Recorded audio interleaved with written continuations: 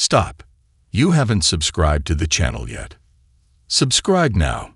We have new stories every day. Now, let's go. The morning sun filtered through the kitchen windows as Lucas Spencer reviewed quarterly projections on his tablet. He glanced at the clock.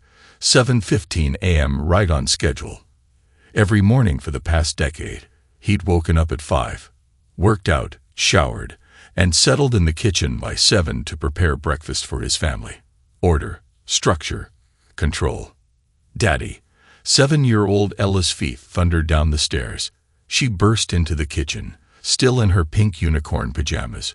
Brown curls waddled around her face. You promised chocolate chip pancakes. Lucas set down his tablet, already reaching for the mixing bowl. Did I? When did I make this very important promise? Last night. Ella climbed onto a bar stool, her small face serious. When Mom missed story time again, you said chocolate chips make everything better.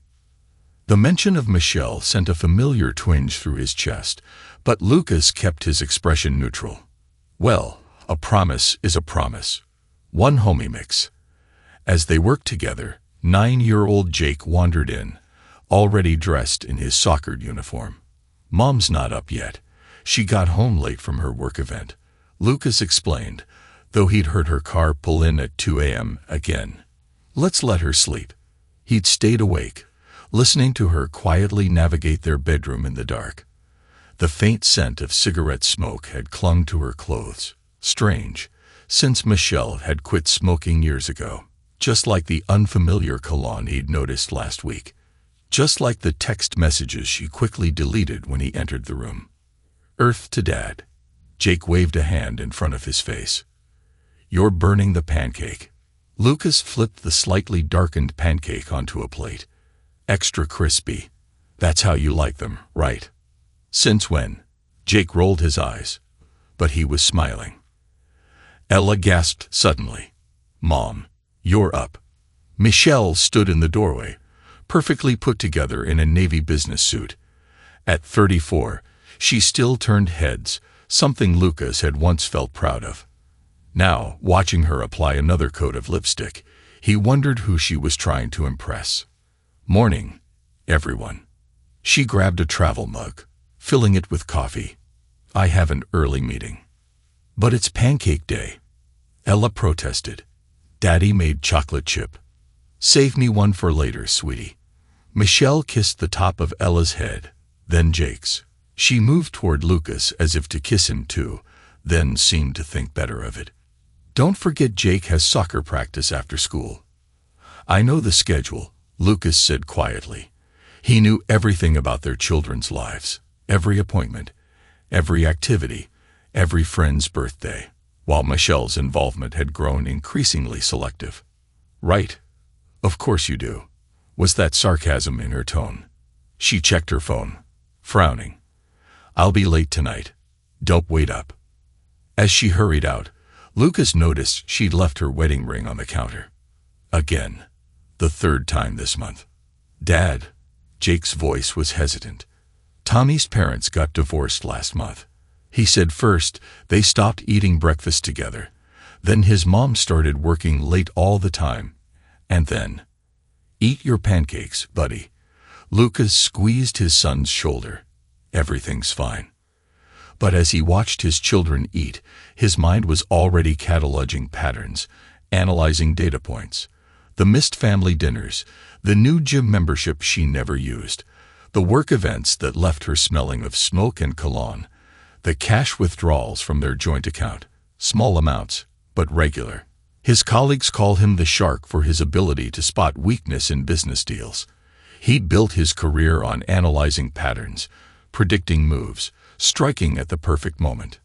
Now, those same instincts were screaming that something was very, very wrong with his marriage. But Lucas wasn't ready to strike. Not yet. First, he needed proof. Strategy. A perfect plan. What he didn't know was that he was already too late. That evening, Lucas stood at the kitchen counter, methodically chopping vegetables for dinner, while his children's laughter drifted in from the backyard. Through the window, he watched Jake pushing Ella on the swing set. her pigtails flying high against the autumn sky. His phone buzzed with another text from Michelle. "Working late again. Don't wait up." Lucas set down the knife, studying the message. 3 words that said so much and revealed nothing.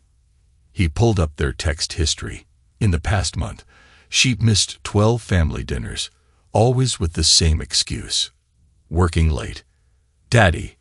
Ella burst through the back door, cheeks flushed with excitement. "Jake says dinner's ready, but I don't see anything cooking."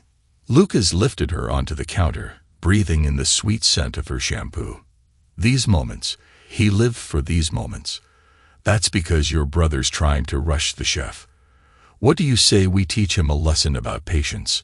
Jake appeared in the doorway, attempting to look cool and detached in that new preteen way. But Lucas saw the worry in his eyes, the same worry he'd noticed more and more lately. "Mom's not coming again." "She's working late, buddy."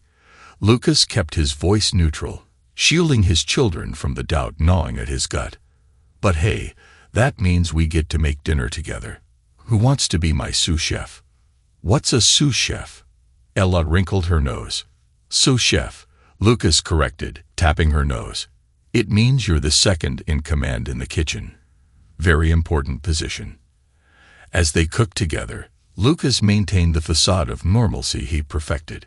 He asked about their day at school, helped Jake strategize for his upcoming soccer game, and listened to Ella's detailed description of the butterfly she'd seen at recess.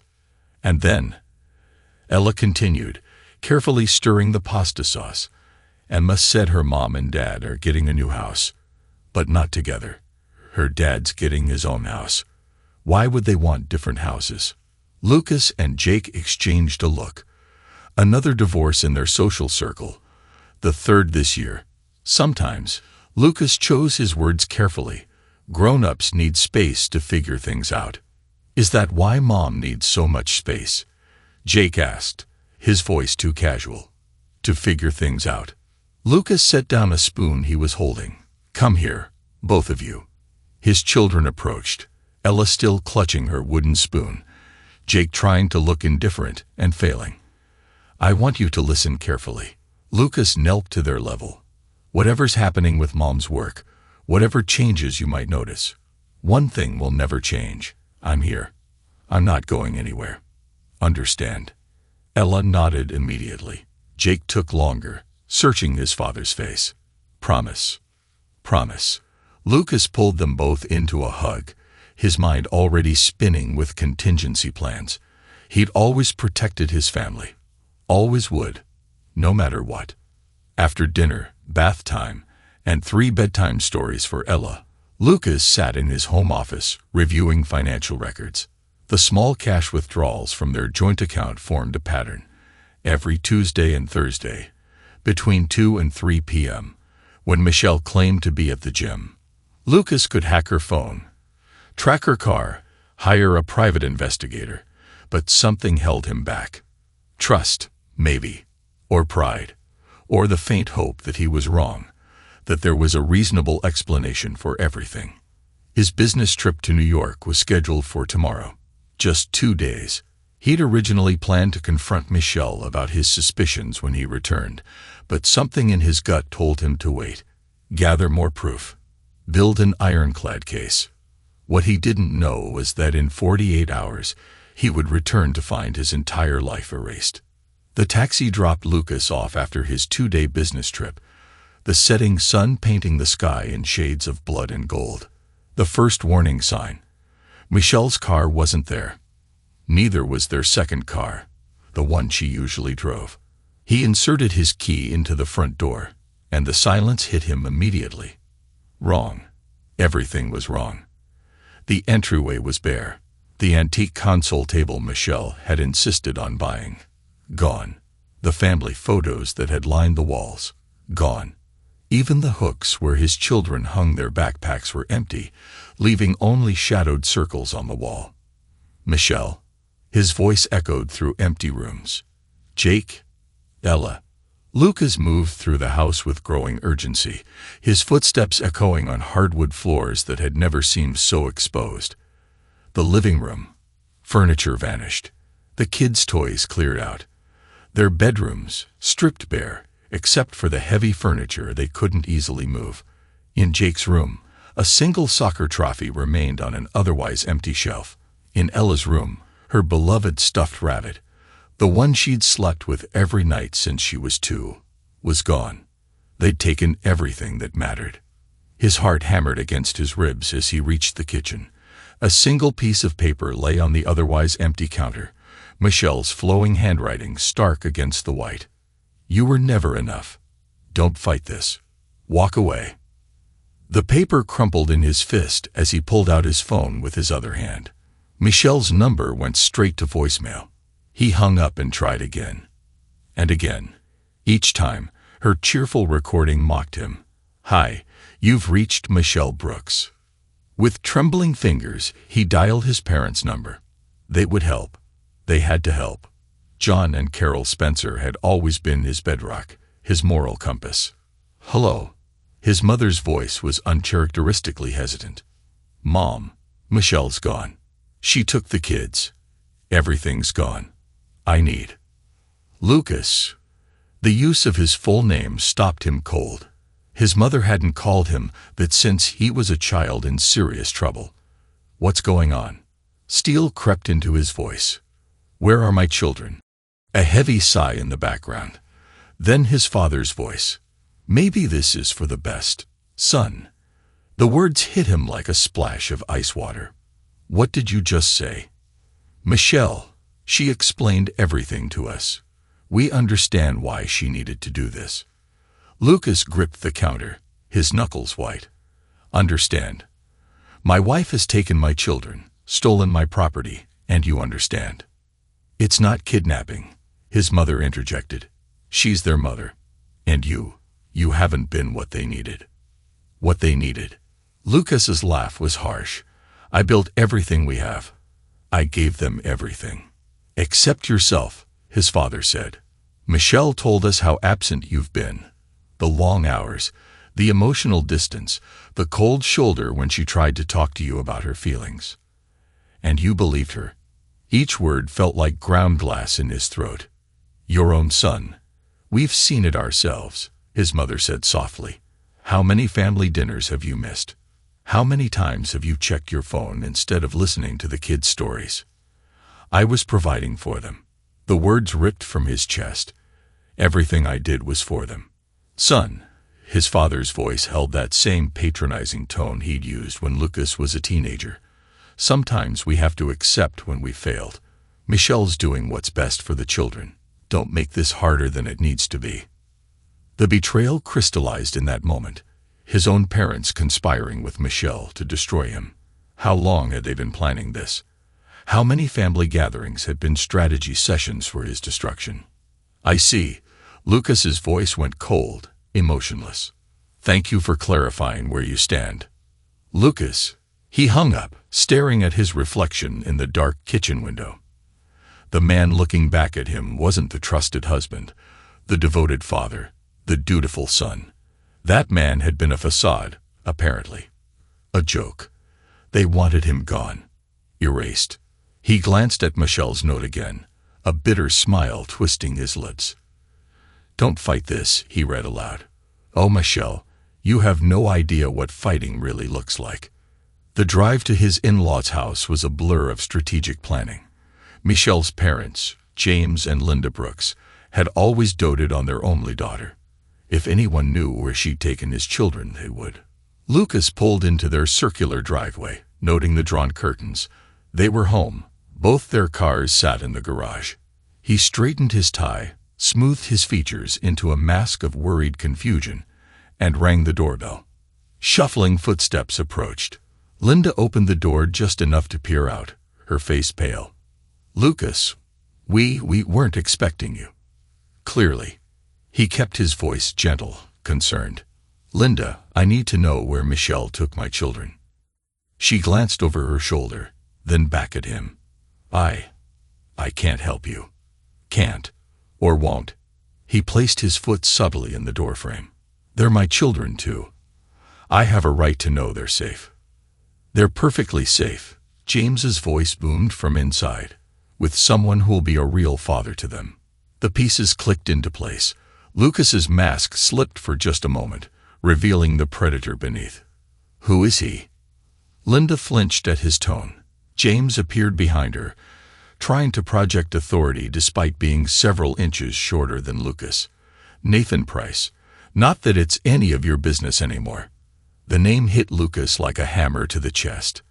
Nathan, Michelle's college friend, who'd started showing up at family events last year. The one she'd insisted was just an old friend when Lucas noticed their lingering looks. The one who'd always seemed a little too interested in his children's lives, always asking about their schools, their activities, their futures. Nathan Price, Lucas repeated, committing the name to memory. The man who's going to adopt my children. It's what's best for everyone. Linda wrung her hands. He can give them stability. A real family. A real family. Lucas's laugh was hollow. And what exactly makes him more qualified than their actual father? James drew himself up. He's successful, present, emotionally available. Everything Michelle needed that you couldn't provide. Everything Michelle needed. Lucas's voice dropped dangerously low. Or everything you pushed her toward. How long have you been poisoning my wife against me? We didn't poison anything. Linda protested. We just supported her when she finally admitted how unhappy she was. How controlling you could be, James snapped. Controlling. The irony almost made Lucas laugh. I gave her complete freedom. Joint accounts, no questions about her spending. Trust in her late nights and weekend trips. And this is how she repays that trust. See, James jabbed a finger at him. There's that cold, calculating attitude. Always keeping score, always tracking everything like it's one of your business deals. My children are not a business deal, Lucas said, voice deadly quiet. Where are they? Safe from you, James spat. They're gonna be a family. A real one. Nathan and Michelle are getting married as soon as the divorce is final. He's already filed to adopt Jake and Ella. The world tilted on its axis. Marry? Adopt. They plan to erase him completely. Replace him as if he'd never existed. I see. Lucas straightened his shoulders, cold rage sharpening his mind to crystalline clarity. Thank you for your honesty. It's illuminating. Lucas, Linda reached for him, then thought better of it. Please don't make this difficult. The kids, they need stability. Peace, James added, but Lucas smiled. A cold, humorless curve of his lips that made them step back. Oh, I'm not going to make anything difficult. In fact, I'm going to make things very, very simple. He turned and walked to his car, ignoring their worried whispers behind him. In the driver's seat, he sat perfectly still, mind racing through possibilities, strategies, weaknesses to exploit. The setting sun painted his dashboard in shades of crimson, as Lucas pulled up his phone's notes app. His fingers moved across the screen with surgical precision, creating a new document. At the top, he typed two names. Michelle Brooks, Nathan Price. Below them, he began listing every scrap of information he had, every connection, every possible pressure point. His mind, trained through years of high-stakes financial dealings, automatically began mapping relationships, vulnerabilities, points of leverage. Michelle's carefully hidden financial transactions. The forged signatures he noticed but ignored. Nathan's sudden appearances at family events. His parents' complicity in the scheme.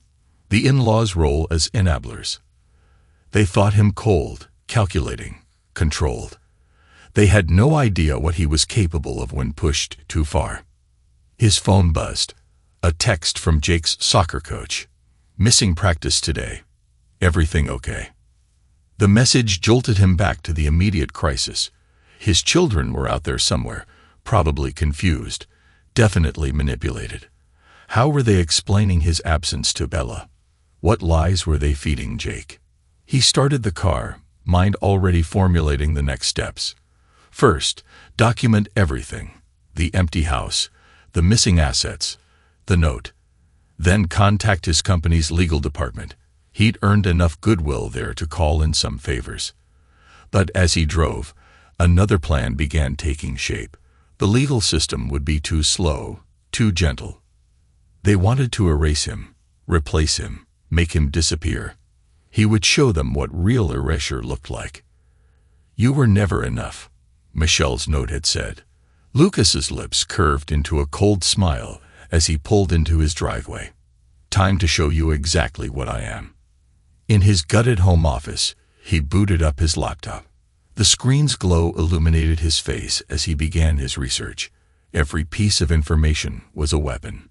Every connection, a potential pressure point. Every secret, ammunition. They thought they'd orchestrated the perfect plan, but they'd forgotten one crucial detail. The shark didn't earn his nickname by being merciful to his prey. And they had just made themselves prey. The family court building loomed before Lucas as he straightened his tie. Inside, his emergency custody hearing would begin in 20 minutes. He'd spent the past week gathering every document, every record, every shred of evidence that proved his devotion as a father. "Mr. Spencer," a woman in a crisp suit approached. "I'm Amanda Torres, your court-appointed mediator." "Pleasure." Lucas's smile was practiced, professional. "Is my wife here yet?" Mrs. Brooks and her counsel arrived early. Amanda consulted her tablet, along with character witnesses. Character witnesses. Your parents, John and Carol Spencer. Lucas's jaw tightened imperceptibly. Of course, they'd come to help erase him. Inside the courtroom, Michelle sat with her lawyer, a sharp-featured woman in her 50s. Behind them, Lucas's parents studiously avoided his gaze. Judge Kathy Henderson, a stern-faced woman with steel-gray hair, studied the documents before her. "Mr. Spencer," the judge began, "you're seeking emergency custody of your children, Jake and Ella Spencer, claiming parental alienation and theft of joint assets. Is that correct?" "Yes, Your Honor." Lucas stood, voice steady. "My wife removed our children from their home without notice or consent, took substantial joint assets, and is actively preventing any contact with my children." Michelle's lawyer rose. "Your Honor, my client left an increasingly controlling and emotionally abusive situation. We have testimony from multiple witnesses about Mr. Spencer's concerning behavior." "Concerning behavior." Lucas's voice remained calm. "I'd be interested to hear specific examples." "Mrs. Carol Spencer," the lawyer called. "Please take the stand." Lucas watched his mother walk to the witness box, her hands clasped tightly together. She wouldn't meet his eyes. "Mrs. Spencer," the lawyer said, "please describe your son's behavior toward his family." "Lucas," his mother's voice wavered. "He's always been intense, controlling. Everything had to be on his schedule, his way. The children were afraid to disturb his routine." "That's a lie." Lucas's voice cut through the room. "Your Honor, I have documentation of every school event, every soccer game, every dance recital I've attended. I have testimonials from their teachers about my involvement." "Mr. Spencer," Judge Henderson warned, "you'll have your turn." The parade of betrayal continued. His father testified about Lucas's obsession with control. Michelle's lawyer presented carefully selected text messages showing Lucas questioning Michelle's late nights, conveniently omitting the suspicious circumstances. When Michelle took the stand, she played her role perfectly, tears glistening in her eyes as she described feeling suffocated by Lucas's constant monitoring. "He tracked every penny I spent," she said, dabbing her eyes. "Questioned every friend I made. The children. They needed freedom to grow, not his rigid control." "Your Honor." Lucas stood again. "May I question my wife directly?" The judge nodded. "Proceed." "Michelle." Lucas approached the stand, maintaining professional distance. "You claim I was controlling with money, yet our bank records show you had unrestricted access to our joint accounts. In fact, you made several large withdrawals in the past month, without any question from me. Would you call that controlling?" You kept spreadsheets of everything," Michelle countered. You always knew what I spent. Because I'm an investment manager. I track all our family expenses for tax and planning purposes. Did I ever prevent you from spending money? No, but did I ever question your purchases? Not directly, but in fact, Lucas continued, didn't I encourage you to pursue your own interests? The gym membership you never used. The work events that kept you out until 2 a.m. Michelle's lawyer jumped up. Objection. Mr. Spencer is badgering the witness. Sustained. Judge Henderson frowned. Mr. Spencer, stay focused on the custody issue. But Lucas had made his point. He saw the flicker of unease in Michelle's eyes. After 3 hours of testimony, the judge rendered her decision. While Mr. Spencer has demonstrated financial stability and involvement in his children's lives, the testimony regarding his controlling behavior is concerning. Given the volatile situation, temporary custody will remain with Mrs. Brooks, with supervised visitation for Mr. Spencer pending a full custody hearing. Lucas absorbed the blow without flinching. He'd expected this outcome. The system wasn't designed for justice. It was designed for maintaining the status quo. As people filed out of the courtroom, his mother approached. Lucas, please understand. You've made your position clear. Lucas gathered his documents. I won't waste any more of your time. In the parking lot, Michelle caught up to him. Lucas, wait. We can work something out. Regular visits, shared holidays. Interesting offer. Lucas turned to face her. And what does Nathan think about that arrangement? Michelle paled. How did you know about your plans to let him adopt my children? Lucas's smile was razor sharp. I know everything, Michelle. And since you've chosen the nuclear option, I'll respond accordingly. What's that supposed to mean? It means I'm done playing by your rules. He opened his car door. You want me gone. Be careful what you wish for. As he drove away, Lucas pulled out his phone and made a call. Detective Fowler, it's Lucas Spencer. Remember that favor you owe me. I need everything you can find on Nathan Price. Lucas's home office had become a war room. 3 laptops displayed different screens. Financial records, social media feeds, property records. On the wall, he created a timeline of Michelle's activities over the past year. His phone buzzed. Detective Fowler, Lucas answered. Your boy Nathan's got some skeletons, Fowler's gruff voice replied. Ex-fiancée named Nora Dawson filed a restraining order in 2019.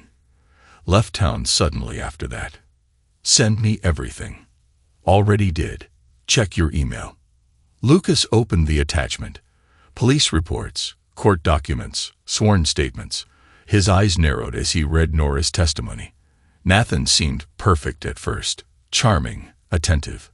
But when I moved in, everything changed. He monitored my phone, controlled my schedule. If I disagreed with him, he'd explode. The night I left, Lucas's hands tightened on the mouse as he read the details of Nathan's violent outburst. Another email popped up, this one from his contact at the bank. Found something interesting in those transactions you flagged. Multiple transfers from your joint account to an offshore entity. Signatures don't match your specimens. Lucas pulled up the documents. There was Michelle's attempt at forging his signature. She'd gotten better at it over time. But the early attempts were obvious to anyone who knew what to look for. Total amount transferred, $127,456. Got you, Lucas murmured. His next call was to a private investigator who specialized in social media analysis. Mr. Spencer, the PI's voice was clinical. I've compiled the requested data. Ms. Dawson is currently living in Seattle under a different name. She's been quite interested in sharing her story. Make contact. Tell her I can help her get justice. Over the next week, Lucas built his case methodically. Every document verified. Every statement corroborated. Every weakness in their armor identified. Michelle had taken their children. He documented her theft of joint assets. She claimed he was controlling. He gathered proof of her deceptions. Nathan wanted to play father. His violent past would make that impossible. A knock at the door interrupted his work. He opened it to find Nora Dawson, now Nora Bennett, standing there clutching a manila envelope.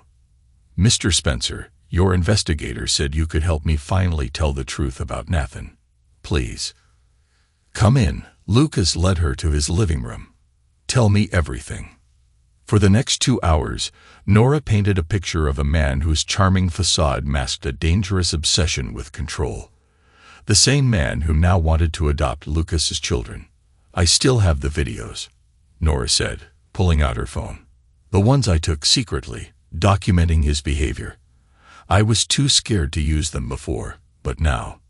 Lucas watched the footage, his expression hardening. "Would you be willing to testify?" "Yes." Nora's hands trembled, but her voice was firm. He shouldn't be allowed near any children. Ever. After she left, Lucas made one final call. "Barbara, it's Lucas Spencer. Remember when you said you owed me for that merger tip? I need access to Michelle's work records, specifically proof that she wasn't at those late-night meetings she claimed to attend." The pieces were falling into place. Michelle thought she'd orchestrated the perfect plan, but she'd forgotten who she was dealing with. The shark didn't just bite. He devoured his prey whole. John and Carol Spencer lived in the same house where they'd raised Lucas, a comfortable colonial in an upscale neighborhood. Today, it would become ground zero for the next phase of his plan. "Lucas!" His mother's surprise was evident when she opened the door. "What are you doing here? Can't a son visit his parents?" Lucas's smile was pleasant, non-threatening. "I've been doing some thinking. About family, about forgiveness." John appeared behind his wife. Suspicious. "You're not welcome here." "Actually," Lucas held up a bottle of wine. "I am, because we're going to have a very interesting conversation about bank fraud." The color drained from both their faces. "Come in," Carol whispered. In their living room, surrounded by family photos that now felt like mockeries, Lucas poured 3 glasses of wine. His parents sat together on the couch, united in their betrayal. "I've been reviewing some interesting documents," Lucas began, taking out his phone. "Would you like to hear them?" Without waiting for an answer, he pressed play. His mother's voice filled the room. "Of course, we'll help you move the money, Michelle. Lucas doesn't deserve any of it after how he's treated you." Another recording. "I'll testify however you need me to. We'll make sure he never gets near those kids again." "Fats. Illegal recording," John sputtered. "Oh, that's what concerns you." Lucas laughed softly. "Not the conspiracy to commit fraud. Not the perjury in family court. We did what was necessary," Carol insisted, "for the children's sake." "The children's sake." Lucas's voice remained calm. "Let's talk about what's best for the children, like allowing them to be adopted by a man with a history of domestic violence." He placed Nora's documentation on the coffee table. Police reports, hospital records, restraining orders. "Fats. That's not possible," Carol whispered, scanning the documents. "Michelle said he was perfect for them." "Michelle said a lot of things," Lucas replied. "Didn't she? And you believed every lie because it fit your narrative about me." "We were protecting them," John insisted. "From what?" Lucas demanded. "A father who loved them, who provided for them, who never missed a single important moment of their lives." "Lucas, save it." Lucas gathered the documents. "You chose your side. Now you get to live with the consequences." "The house," John realized suddenly. "The bank will seize the house. It's our retirement security." Should have thought of that before committing fraud. Lucas moved toward the door. "Consider this your eviction notice." "Lucas, please." His mother grabbed his arm. "We're still your family." Lucas removed her hand slowly. "No, you're not. You're just more collateral damage in Michelle's war, and I don't have mercy for my enemies." He left them there, surrounded by their crumbling life, and drove home. In his office, he marked another phase of his plan complete. Michelle had taken his children. His parents had betrayed him. Now they would all learn the true meaning of loss. The endgame was approaching. Soon, very soon, He would reveal every card he'd been holding, and their perfect little plan would burn to ash. Dawn broke over Philadelphia as Lucas reviewed his plan one final time. In his office, 3 screens displayed different surveillance feeds from the courthouse. On his desk, a stack of documents waited, every piece of evidence meticulously prepared. "His phone buzzed. Detective Fowler," Lucas answered. "Everything's in position," Fowler reported. "DA's got the warrants ready. Officers are staged at every exit. What about our special guest?" "Nora's flight landed an hour ago. She's ready to make her grand entrance." Lucas allowed himself a small smile. "And the press?" Anonymous tip went out about a celebrity adoption filing. "They're already gathering. Channel 4's got their best crew there." "Perfect." Lucas straightened his tie. "Michelle and Nathan just left for the new apartment. They're wearing their Sunday best, looking real wholesome." "Of course they are," Fowler said. "They think today's their triumph." "Remember," Lucas said, "timing is everything. Let them get to the clerk's window. Let them think they've won. Then we bring the hammer down. Don't worry. We've got this choreographed like a ballet." Lucas ended the call and made one final check. Another text came in, this one from his source inside the courthouse. "Judge Henderson has reviewed the evidence package. She's ready to grant the emergency order the moment they're arrested." Everything was in place. Months of planning, gathering evidence, building alliances. It all came down to the next 2 hours. His phone buzzed again. A message from Michelle. "Taking our children to school, then making them officially Nathan's. Hope you're enjoying your empty house."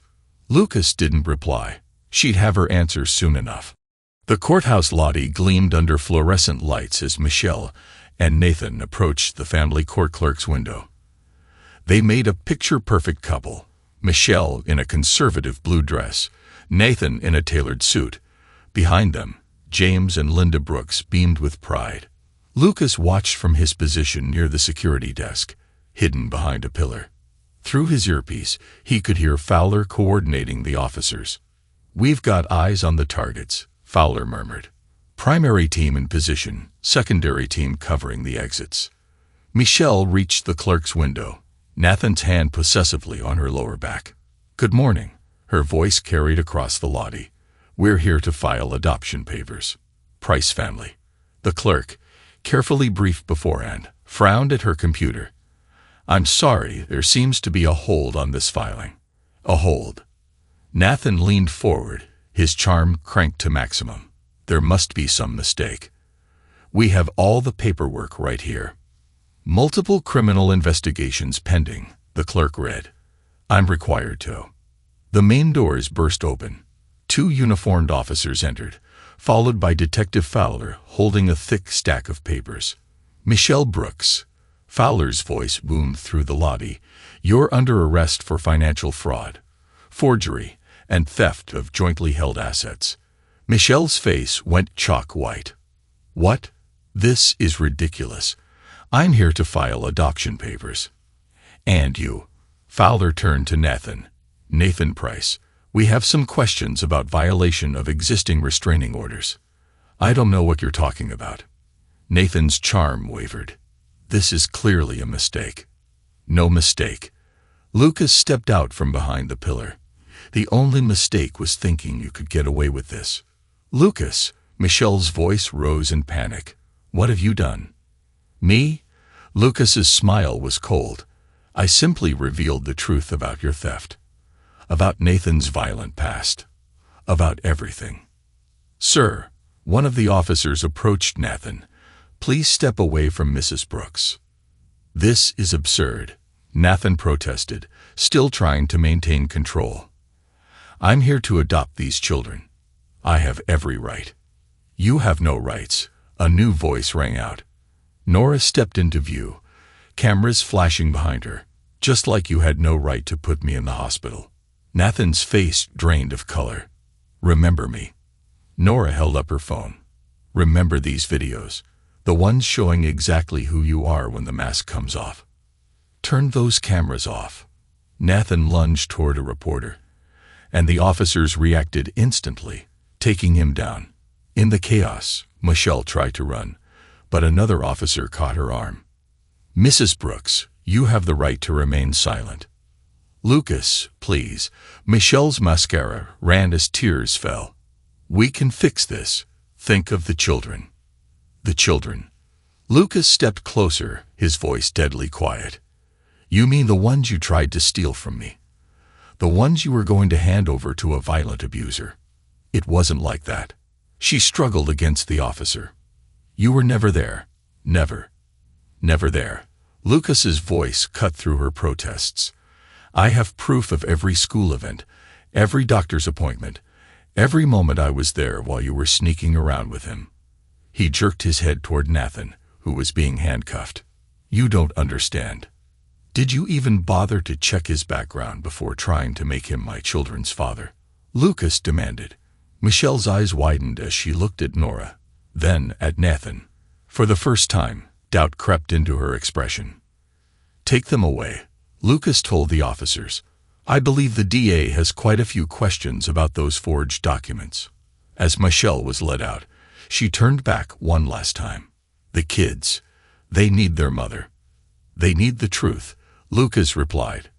"And now they'll have it." The press swarmed, cameras flashing, questions flying. "Mr. Price, what about the restraining order?" "Mrs. Brooks, how much money did you steal?" "Mr. Spencer, how did you uncover this conspiracy?" Lucas ignored them all, watching as his wife and her lover were escorted to separate police cars. On the courthouse steps, James and Linda Brooks stood frozen in shock. "Mr. Spencer," a reporter shoved a microphone in his face, "did you orchestrate this entire sting operation?" Lucas straightened his tie. "I simply ensured that the truth came to light. No one is above the law, not even the mother of my children." The emergency custody hearing began 30 minutes later. Judge Henderson, the same judge who had denied Lucas's previous request, sat with a markedly different expression as she reviewed the new evidence. "Mr. Spencer," she began, "in light of Mrs. Brooks's arrest and the overwhelming evidence regarding Mr. Price's history of domestic violence, I'm prepared to revisit the custody arrangement immediately." Lucas stood, composed and professional. "Thank you, Your Honor." Michelle's lawyer, looking distinctly uncomfortable, rose to object. "Your Honor, my client hasn't been convicted of any crime." "Save it, counselor," Judge Henderson cut in. "I have signed confessions from Mr. and Mrs. Spencer, the elder Mr. and Mrs. Spencer, admitting to their role in your client's financial fraud. I have video evidence of Mr. Price's violent behavior, and I have proof that your client perjured herself in this very courtroom." The judge turned back to Lucas. "Mr. Spencer, I owe you an apology. It appears I was misled during our previous hearing." "You made the best decision you could with the information available," Lucas replied diplomatically. "Nevertheless," she continued, "I'm correcting that error now. I'm granting you immediate full custody of both children. Mrs. Brooks will be permitted supervised visitation only, pending the outcome of her criminal charges." She turned to Michelle's lawyer. "Furthermore, the adoption filing is permanently denied. I'm issuing an order preventing Mr. Price from coming within 500 feet of the children." "Your Honor," the lawyer tried one last time, "regarding Mrs. Brooks's visitation schedule. That will be determined after her criminal case is resolved," Judge Henderson said firmly. "Mr. Spencer, you may collect your children immediately. Court is adjourned." Outside the courtroom, James and Linda Brooks intercepted him. "You've destroyed our daughter's life," James accused, his face red with anger. "No," Lucas corrected calmly. "She destroyed it herself. You just helped her do it." "The children need their mother," Linda pleaded, grabbing his arm. "You can't keep them from her." "I'm not keeping them from anyone." Lucas removed her hand. "Michelle's actions have consequences. She chose this path." "This isn't over," James threatened. "We'll fight this." "Actually," Lucas's voice dropped dangerously low, "it is over. Your daughter committed multiple felonies. Your would-be son-in-law has a history of violence. And you, he smiled coldly, you might want to check your own legal exposure in this conspiracy. What do you mean? Linda's voice trembled. The DA is very interested in who helped Michelle move stolen assets, Lucas explained, who provided false testimony, who assisted in the attempted kidnapping of my children. We were protecting them, James protested. From what?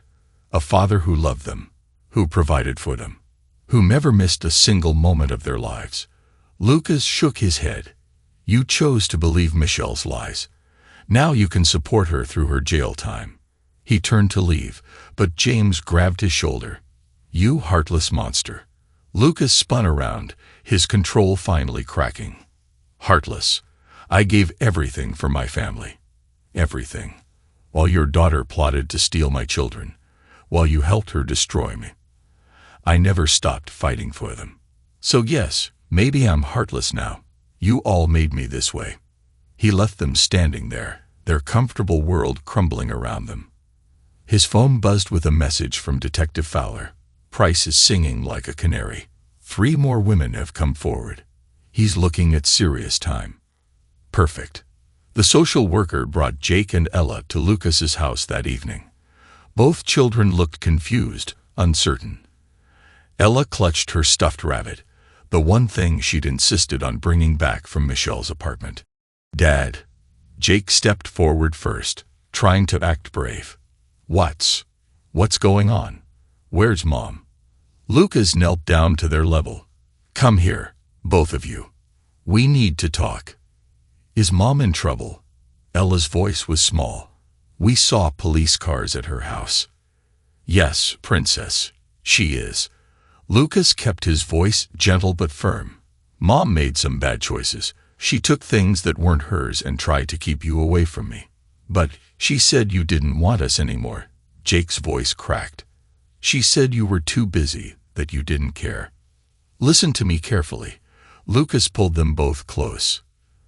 There's nothing more important to me than you two. Everything I do, every minute I work, it's all for you. I never stopped fighting to get you back. What about Nathan? Ella asked. Mom said he was going to be our new dad, that we'd be happier. Nathan won't be around anymore, Lucas said firmly. He wasn't a good person. He pretended to be nice, but he hurt people. That's why the police took him away. Did he hurt Mom? Jake asked, always quick to understand. No, but he might have, Lucas answered honestly. That's why we had to stop him. That's why you're going to stay here with me now. We're going to be a family again, the right way. Promise you won't leave. Ella's small hand gripped his shirt. Promise you won't let anyone take us away. I promise. Lucas hugged them tighter, his mind already scanning for any remaining threats. I'm never leaving you. Ever. And no one will ever take you away again. Later that night, after getting the children settled in their old rooms, Lucas sat in his office making final arrangements. His phone buzzed constantly. A text from John Spencer. Son, please. We can explain everything. Don't cut us out of their lives. Lucas's reply was simple. You made your choice. A message from Michelle's lawyer. My client is willing to negotiate a plea deal. She's asking to speak with you. Delete. An email from Detective Fowler. Price is being held without bail. 3 other women have come forward with similar stories. He's going away for a long time. Perfect. A final text from James Brooks. You've won. What more do you want? Lucas smiled as he typed his response. Justice. He stood and walked to his children's rooms, checking on them one last time. Jake slept peacefully, his soccer trophy back on its shelf where it belonged. In Ella's room, she clutched her stuffed rabbit. Finally home. Through the window, Lucas could see his parents' car parked down the street, watching, waiting, hoping for forgiveness that would never come. They would all have to live with their choices. Michelle in her prison cell, Nathan facing justice for his crimes, his parents in their crumbling financial ruin, the Brooks in their shattered world. And Lucas, He had his children back, his home, his victory. One day, Jake would understand the lesson in all this: how to fight back, how to destroy those who tried to destroy you, how to rise from betrayal stronger than ever. But for now, they would heal, build new routines, create a new normal. And if anyone ever tried to harm his family again, well, the shark would be ready. Thanks to everyone who took the time to listen to today's stories. If you enjoyed it, please consider liking and subscribing if you haven't already. Feel free to share your thoughts on the events in the comments below. Take care.